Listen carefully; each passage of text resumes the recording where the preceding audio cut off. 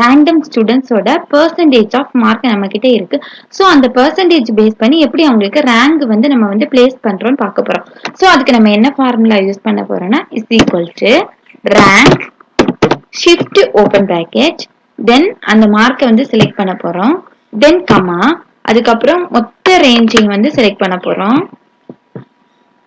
தென் இதை வந்து நம்ம வந்து லாக் பண்ண போறோம். ஸோ அதுக்கு ஃபங்க்ஷன் கீயும் F4ஐயும் சேர்த்து வந்து ப்ரெஸ் பண்ணணும். இப்போ வந்து லாக் ஆயிடுச்சு. தென் ஷிஃப்ட் க்ளோஸ் பிராக்கெட் என்டர். இப்போ வந்து நமக்கு வந்து பெர்சன்டேஜ் பேஸ் பண்ணி ரேங்க் வந்து கிடைச்சிருச்சு.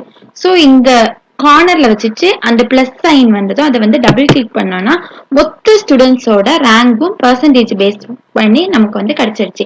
Please to subscribe our channel for more informative videos.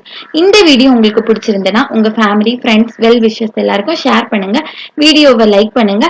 Please stay tuned with us. இஷ்கியூ ஆல் கைஸ்.